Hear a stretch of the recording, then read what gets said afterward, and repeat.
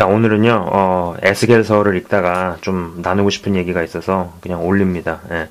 에스겔서 3장, 18절, 19절, 20절 여기 말씀인데요. 일단 20절의 말씀에 보면 또 의인이 그의 공의에서 돌이켜 악을 행할 때에는 이미 행한 그의 공의는 기억할 바 아니라 내가 그 앞에 거치는 것을 두면 그가 죽을지니 이는 내가 그를 깨우치지 않음이니라.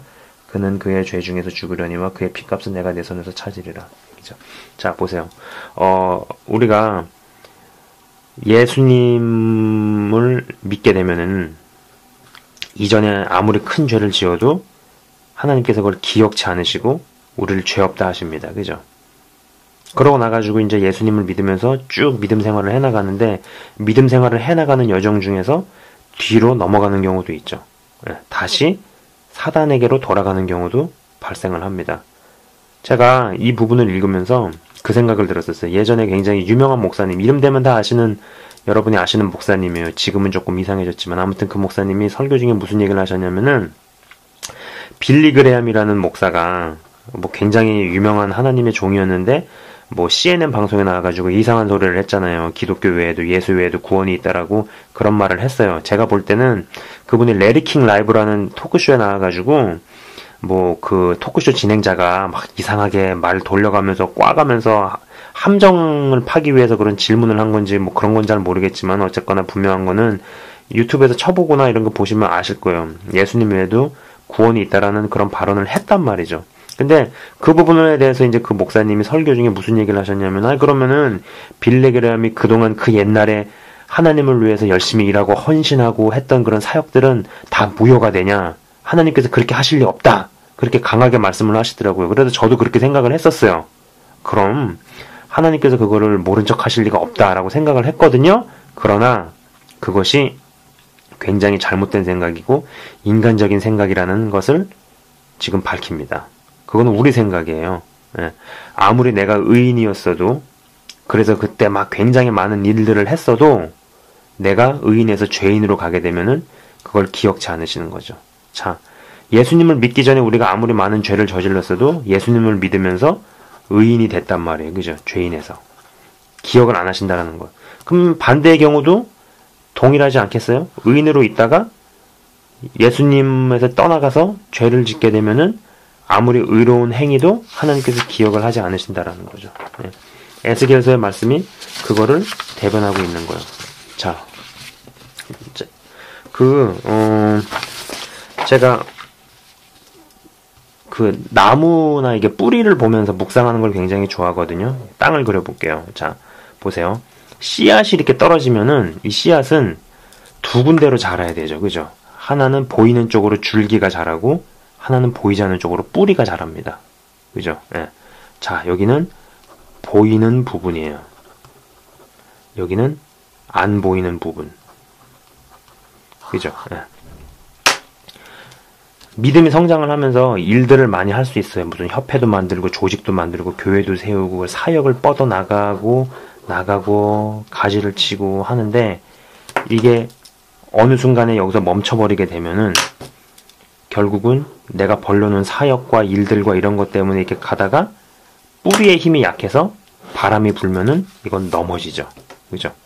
차라리 이렇게 해서 넘어질 거면은 씨앗이 떨어졌을 때 사역을 외부적으로 보이는 것을 줄이면서 뿌리를 막 뻗어 들어가는 겁니다. 근데 중요한 건 뭐냐면은 이 대목은 보이지 않는다라는 거예요. 여기는 보이는 부분이고요. 인간은 태생적으로 보이는 부분에 약하죠. 사람은 외모를 보거니와 나 여호와는 중심을 보느니라. 그죠? 그래서 보여지는 부분에서 뭔가 벌리는 일이 많고 뻗어나간 게 많고 하는 일이 많고, 그러면은 그 사람이 굉장히 큰 죄의 종이고 사역자고 능력자고 믿음이 좋은 것이냐 우리는 해석을 하고 보는 아주 나쁜 버릇이 있죠. 그죠? 근데 중요한 거는 이런 뿌리는 요조 정도밖에 자라지 않았는데 사역만 뻗어간 경우에는 아무 일 없을 땐 좋아요. 그러나 날씨가 안 좋고 비바람이 불 때 이건 무너져 버립니다. 반드시 무너지겠죠. 그럴 거면은 애시당초 그렇게 갈 거면은 이 모델로 가는 게 낫겠죠. 그러나 가장 베스트는, 제가 뭘 그릴지 아실 거예요, 여러분. 가장 베스트는 뭐겠어요? 뿌리도 막 이렇게 내려가지만은 이거에 걸맞게 사역도 어느 정도 뻗어가는 거. 그러나 뿌리의 영향을 넘어가지 않을 정도로 잘 관리하는 상황에서 뿌리는 뿌리대로 뻗어가고 사역은 사역대로 뻗어가는 거. 그래서 보이는 세계와 보이지 않는 세계가 같이 잘 돌아가는 거죠. 예. 이 얘기가 하고 싶었어요. 저는 개인적으로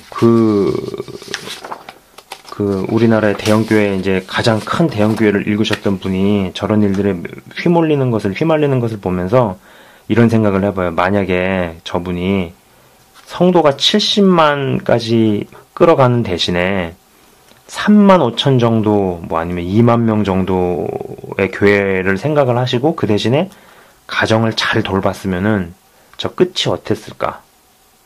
근데 가정에서의 문제를 등한시한 채 외부로 사역을 크게 뻗어나갔단 말이에요. 그죠?